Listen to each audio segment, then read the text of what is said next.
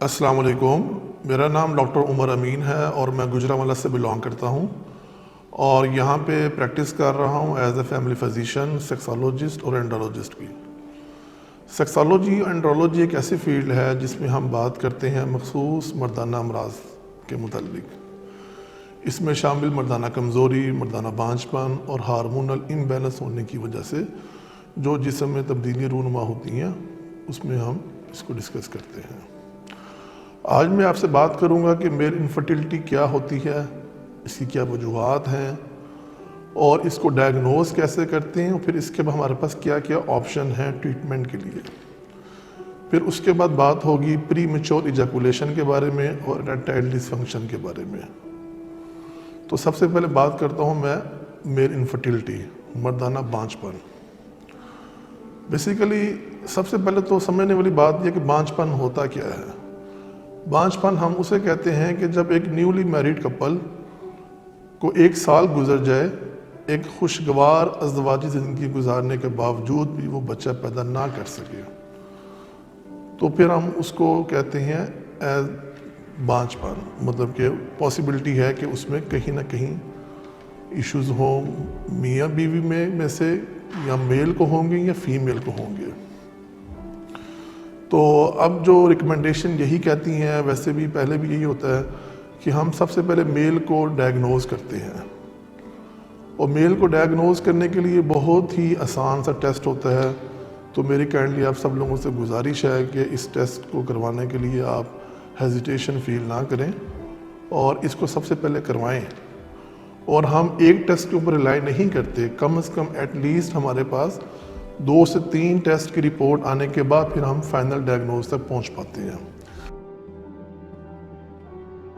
Semen basically मर्द के लिए एक टेस्ट होता है जो कि बड़ा सिंपल टेस्ट है, बहुत आसान टेस्ट है, उसको हम करते हैं और फिर उसके बाद फिर हम फैसला करते हैं कि आया हमने इसका फर्दर टेस्ट करना है, पिट्यूटरी ग्लैंड का टेस्ट करना है या उसकी हमने अल्ट्रासाउंड करवानी है।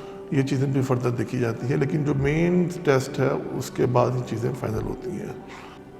तो जब हमारे पास कोई भी रिपोर्ट आती है सीमन टेस्ट की, तो हम उसको कैटेगराइज करते हैं कि कुछ लोगों का जो सीमन की टेस्ट की रिपोर्ट होती है उसमें स्पर्म काउंट 15 मिलियन से नीचे हो तो उसको हम कहते हैं ओलिगोस्पर्मिया। अगर बिल्कुल भी काउंट नील हो, काउंट बिल्कुल भी ना हो स्पर्म, तो उसको हम कहते हैं एजोस्पर्मिया। ओलिगोस्पर्मिया और एजोस्पर्मिया की ट्रीटमेंट अब है और बड़े अच्छे इसके सक्सेसफुल रेट भी हैं। ओलिगोस्पर्मिया में हम क्या करते हैं, अगर तो स्पर्म काउंट 15 मिलियन से नीचे है तो फिर हम पेशेंट को कुछ मेडिकेशन देते हैं, हार्मोनल और एंटीऑक्सीडेंट देते हैं, तो उससे वो कंसीव कर लेता है ईजीली। अगर 10 मिलियन से नीचे हो इन केस, तो फिर हमारे पास कुछ टेक्निक्स होती हैं जिसको हम कहते हैं IUI, इंट्रा यूट्राइन इंसेमिनेशन। इसमें भी काफ़ी ज़्यादा अच्छे रिजल्ट्स लोगों को आ रहे हैं। और अगर काउंट बिल्कुल भी ना हो, अगर बिल्कुल ओलिगोस्पर्मिया हो, स्पर्म होता ये है कि स्पर्म बनते हैं टेस्टिस के अंदर, लेकिन वो इतने नहीं होते कि वो स्पर्म बाहर आ सके, तो फिर हम टेस्टिस के अंदर से स्पर्म को निकालते हैं और उसको फिर हम टेस्ट ट्यूब बेबी के अंदर उसको फर्टिलाइज करते हैं एग के साथ मिला के। मेल इनफर्टिलिटी की जो मेन कॉजेज़ हैं उसमें सबसे पहले जो है लाइफस्टाइल। उसमें हमारे पास आता है कि excessive smoking, excessive tobacco intake, medications और एक्सेसिव एनाबॉलिक स्टेरॉइड का यूज़ करना, जो कि हम आजकल जो हमारी यंग जनरेशन है बहुत ज़्यादा इसका यूज़ कर रही है। किसी को क्रोनिक इलनेस हो, कोई मेडिकेशन ले रहा हो पर लॉन्ग टाइम के लिए, उसमें भी क्या होता है कि स्पर्मेटोजेनेसिस, स्पर्म बनने के अमल में मुश्किलात पेश आती हैं, स्पर्म प्रॉपर तरीके से नहीं बन पाता या उतनी तादाद में नहीं बन पाते। कुछ ट्रॉमा हो जाते हैं बचपन से, कोई सर्जरीज हो जाती हैं, उस केस में ब्लॉकेज हो जाती है वेसल्स की, नालियों की, तो उसमें फिर प्रॉपर तरीके से स्पर्म प्रोडक्शन होती है, समटाइम आगे नहीं आ पाती। तो इसको फिर हम फर्दर डायग्नोज करते हैं कि इश्यूज़ कहाँ कहाँ आ रहे हैं। जब हम बात करते हैं सीमन टेस्ट के बारे में, تو سیمن ٹیسٹ میری کائنڈلی آپ سے ریکویسٹ ہے کہ ایسی لیب سے کروائیں جو ورلڈ ہیلتھ آرگنائزیشن کے پروٹوکول کو فالو کرتی ہو، 2010 کرائٹیریے کو۔ میرے پاس بہت سے پیشنٹ ایسے آتے ہیں جن کی رپورٹس ہوتی ہیں لیکن وہ جو لیبز ہیں وہ فالو کر رہی ہوتی ہیں اولڈ کرائٹیریے کو۔ اب ورلڈ ہیلتھ آرگنائزیشن نے ایک نیو 2010 میں ہمیں کرائٹیریا دیا تھا، اس کے مطابق ہم سیمن کو انالیسس کرتے ہیں۔ اس میں ہم دیکھتے کیا ہیں بیسیکلی، اس میں ہم دیکھتے ہیں سپرم کاؤنٹ جو کہ 15 ملین پر ml ہونا چاہیے۔ اگر اس سے کم ہے تو پھر اس میں فال کرے گا بانجھ پن میں۔ پھر ہم اس کے بعد دیکھتے ہیں پروگریسو موٹیلٹی جو کہ 32% تک ہونی چاہیے سپرم کی، یہ بہت امپورٹنٹ ہے۔ 32 سے اگر نیچے ہے تو پھر ہم اس کو بھی ٹریٹ کرتے ہیں۔ پھر ہے مورفالوجی کہ سپرم کی شیپ کیسی ہے، اس کا ہیڈ کیسا ہے، اس کی نیک کیسی ہے، اس کی ٹیل کیسی ہے، تو یہ تینوں چیزیں بہت زیادہ کاؤنٹ ہوتی ہیں۔ اچھا، اب میں بات کروں گا ٹریٹمنٹ کے حوالے سے میل انفرٹیلٹی کی۔ جیسا کہ میں نے کہا کہ اس کا فیصلہ ہم کرتے ہیں سیمن ٹیسٹ کے بعد، کچھ اور رپورٹس کرواتے ہیں اگر ہمیں ضرورت پڑتی ہے تو۔ ٹریٹمنٹ میں میڈیکیشن بھی شامل ہے، اینٹی آکسیڈنٹ اس میں ہم دیتے ہیں پیشنٹ کو، کچھ ہارمونل تھراپی کرتے ہیں پیشنٹ کی۔ سم ٹائم کیا ہوتا ہے مائنر سی بلاکیج ہوتی ہے تو اس کو اوپن کر کے بلاکیج کو کھول دیا جاتا ہے، جس سے وہ بڑا ایزیلی بندہ فرٹائل ہو جاتا ہے۔ تو لہٰذا کائنڈلی میری ریکویسٹ ہے آپ لوگوں سے، کسی بھی کپل کو، مرد کو شرمندہ ہونے کی ضرورت نہیں۔ ریکٹائل ڈسفنکشن بیسیکلی اس کو جب ہم کہتے ہیں تو اس میں عضو تناسل کی کمزوری کا آتا ہے۔ اس میں جو مین کازز ہیں وہ بھی یہی ہیں کہ بہت سے لوگ بہت زیادہ اسموکنگ کرتے ہیں، الکوہل انٹیک کرتے ہیں، کچھ میڈیکیشن ہیں SSRI ہیں جو کہ ریکٹائل ڈسفنکشن کو لے کر آتی ہیں، کرونک النیس ہیں جس میں مین آتی ہے ڈائبٹیز میلائٹس جو کہ بہت زیادہ، جس سے کیا ہوتا ہے کہ نسیں کمزور ہو جاتی ہیں۔ نسیں کمزور ہونے سے بھی ریکٹائل ڈسفنکشن بہت کامن ہے۔ پھر اس کے بعد ہمارے پاس جو بہت زیادہ کامن ہے اس میں ہمارے پاس آتا ہے ہائپر ٹینشن۔ ہائپر ٹینشن سے بھی ریکٹائل ڈسفنکشن بہت کامن ہے، کیونکہ ہائپر ٹینشن سے جو ویسلز ہوتی ہیں اس کی الاسٹیسٹی ختم ہو جاتی ہے، جس کی وجہ سے ویسلز ہارڈ ہو جاتی ہیں اور پراپر طریقے سے ڈائلیٹ نہیں ہو پاتی۔ رزلٹ کیا ہوتا ہے، پراپر فلو نہیں ہوتا بلڈ کا۔ جب فلو نہیں ہوگا تو اریکشن پراپر طریقے سے نہیں ہو پائے گی۔ جہاں تک بات ہے اس کی ٹریٹمنٹ کے حوالے سے، تو ٹریٹمنٹ کی آپشن ہمارے پاس اس میں کافی زیادہ ہیں۔ کچھ میڈیکیشنز ہیں جس میں ہم دیتے ہیں، اور اس کے علاوہ ہم انجیکشن بھی لگاتے ہیں، انجیکشن پروسٹاڈیل لگاتے ہیں۔ یہ ڈائگنوز کے لیے بھی کام آتا ہے اور ایز اے ٹریٹمنٹ بھی ہم اس کو یوز کرتے ہیں۔ پھر اس کے بعد جو آج کل نئی ریسرچ چل رہی ہے، اس پہ بڑا کام ہو رہا ہے، وہ PRP، پلازما رچ پلیٹلیٹس۔ یہ ہم انجیکٹ کرتے ہیں، اسی کا بلڈ لے کے اسی میں ہم انجیکٹ کرتے ہیں۔ تو یہ موسٹلی زیادہ اس کے بینیفٹ وہاں پہ ہیں جس بندے کو شوگر کی وجہ سے ایشوز آ رہے ہوں ریکٹائل ڈسفنکشن کے۔ تو اس میں جب ہم یہ پروسیجر کرتے ہیں تو اس کے بڑے اچھے رزلٹ ہیں۔ پھر ایک ہم اور اس کے علاوہ ایک جدید جو ٹیکنالوجی آ رہی ہے وہ ہے ایکسٹرا کارپوریل شاک ویو تھراپی، اس کے بڑے اچھے رزلٹ ہیں۔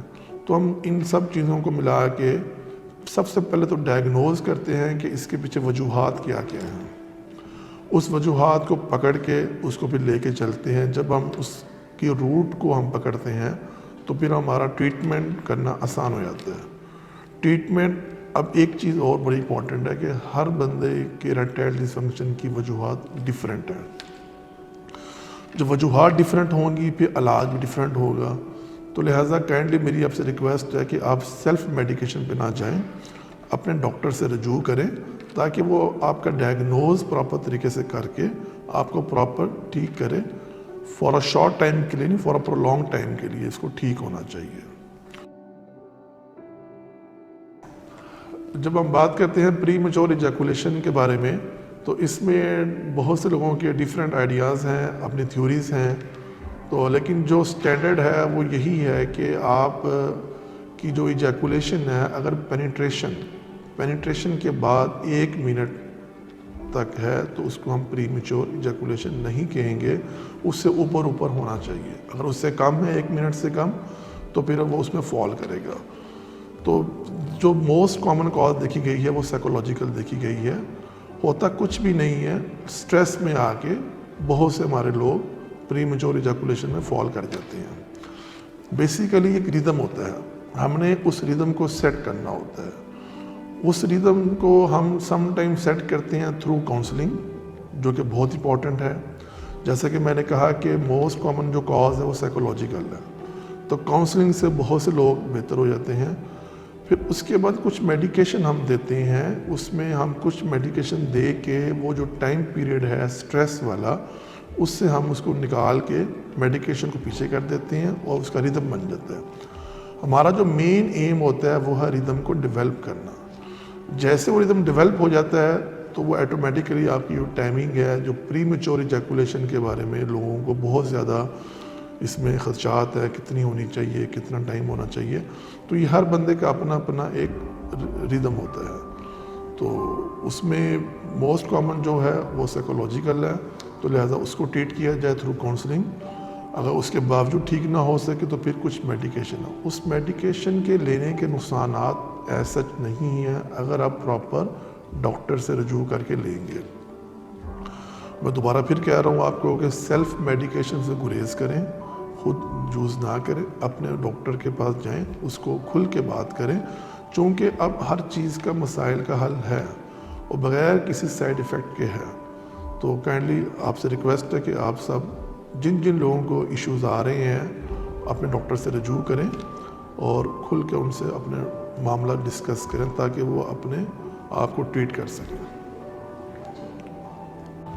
میرے پاس اکثر پیشنٹ آتے ہیں، میاں بیوی بھی آتے ہیں اور بہت سے لڑکے خود بھی آتے ہیں میرے پاس شادی کے مہینے بعد، 2 مہینے کے بعد، کہ سر بچہ پیدا نہیں ہو رہا، تو گھر والے پیچھے پڑے ہوئے ہیں، کوئی خوشخبری سنائیں. یہی حالات لڑکی کی طرف بھی ہوتے ہیں، لیکن لڑکی والوں پہ زیادہ پریشر ڈالتے ہیں گھر والے. ہوتا یہ ہے کہ کم از کم 1 سال کا وقت دینا چاہیے نیولی کپل کو. 1 سال کے اندر اگر دونوں میاں بیوی میں ازدواجی تعلقات خوشگوار ہونے کے باوجود بچہ پیدا نہ ہو تو پھر اس کو ڈاکٹر کے پاس جانا چاہیے.